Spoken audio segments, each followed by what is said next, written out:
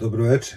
Večeras ću vam predstaviti kalendar Vardar, koji je u Beču izlazio od 1879. do 1887. godine.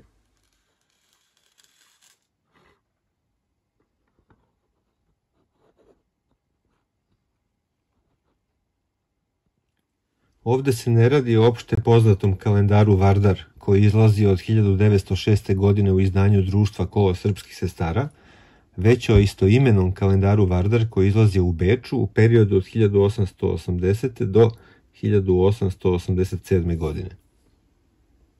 Iako se kao prva godina izlaženja u pojedinim knjigama pominje 1879. u bibliografiji srpskih almanaha i kalendara Miodraga Matickog nalazimo da je prva godina 1880. U njemu nalazimo i ime urednika, to je izvesni Dimitrije J. Aleksijević. O njemu u Srpskom biografskom rečniku tom 1 se kaže sledeće. Izdavač, publicista, prevodilac.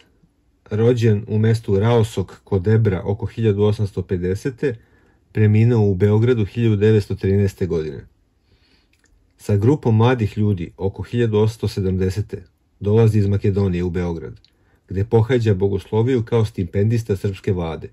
Bio je izdavač i odgovorni urednik Šumadije, političkog, naučnog i književnog lista za 1876. godinu, kao i urednik prva 3 godišta kalendara Vardar, koji je bio posvećen problematici stare Srbije, odnosno Makedonije. Kao dobrog poznavaoca društvenih i političkih prilika u Makedoniji, Matija Ban predlaže 1879. godine Jovanu Ristiću, predsjedniku srpske vlade, da ga imenuje u glavni odbor za propagandnu, političku i kulturnu delatnost u Makedoniji. Jedno vreme živio je u Nišu, 1879. Potom je u Beogradu profesor gimnazije od 1879. do 1881. A 1885. direktor gimnazije u Pirotu. Početkom septembra 1885. srpska vlada uputila ga je u Carigrad da izdejstvuje dozvolu za pokretanje srpskog lista koji bi pod imenom Vardar izlazio 2 puta nedeljno i bio namenjen stanovništvu Makedonije. Tu se radi o drugom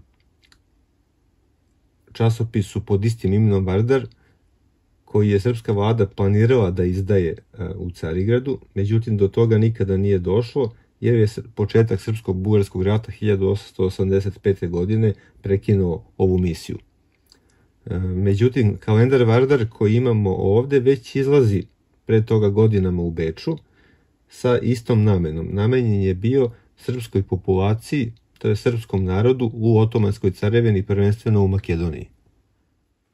Na drugom mestu saznajemo da je carigradski poslanik Stojan Novaković predložio da se list zove Vardar i da glavni urednik bude Dimitrije Aleksijević, direktor Pirotske gimnazije, rodom iz Debarskog kraja.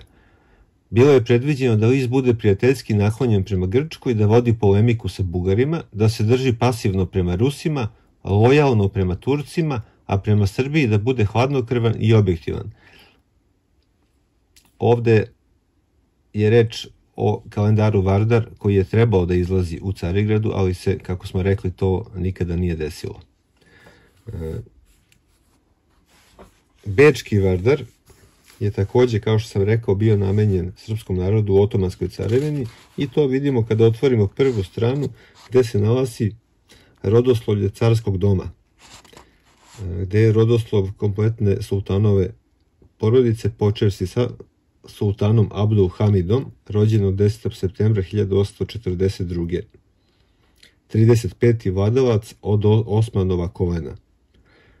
Zatim se tu spominju carski sinovi Mehmed Selim, Abd el Kadir, Ehmed Efendija, Mehmed Burhanedin, carske kćeri Sultanija Zekija, Sultanija Naima i tako dalje.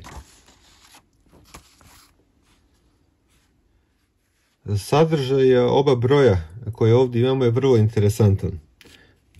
Kompletan sadržaj možemo naći osim u knjizi, također u almanahu koji sam malo pre pomenuo i sada ćemo pogledati godinu 1885. koju sam upravo prikazao. Sadržaj. Srbi i Bugari u Makedoniji. Narodne epske pesme iz Vukovih zbirki. Car Lazar i carica Milica, Kosovka devojka. Anonimni pisac sa člankom Domovina. Narodne lirske pesme. Mijačka pesma. Narodna bajka prikazna, lisica se osvetila vuku. Rođenje Isusovo. Narodna makedonska pesma Oj koji to i velit da sum Bugarin. Pesma bez naslova. U Vardaru za 1887. godinu imamo sledeće. Ovaj kalendar je opširniji.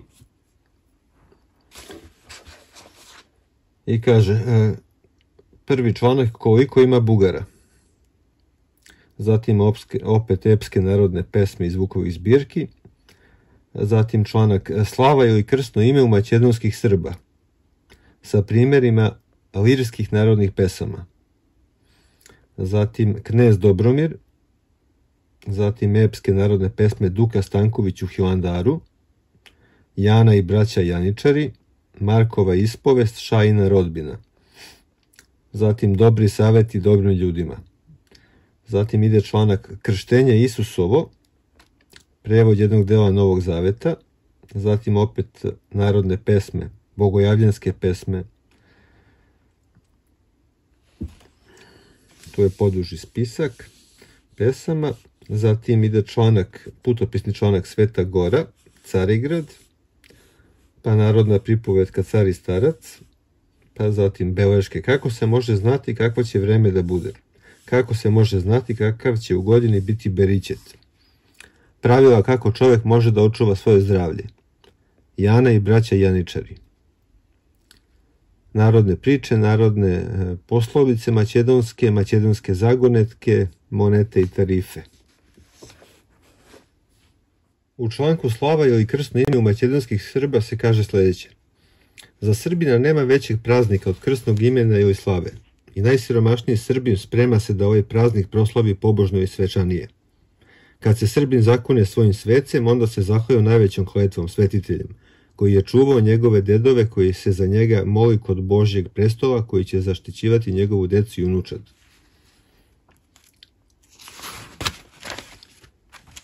Samo Srbi slave krsno ime ili slavu. Niko je drugo slovensko pleme, nema ga kao što ga nemaju ni Grci ni Vlasi. Ko je Srbin, taj slavi krsno ime, ko drži slavu, taj je Srbin. Krsno ime ili slavu praznuju Srbi u spomen onoga dana kad su im stari primili Hristovu veru, praznuju čast onom svetitelju na čiji dan su se pokrstili, te su ga odabrali da im bude zaštitnik i da se za njih moli kod Boga.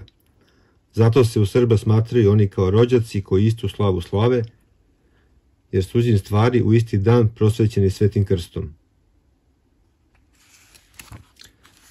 Ovaj kalendar je vrlo redak, ja ga imam prvi put u životu, pričajući sa kolegama, većina njih ga nikada nije videla.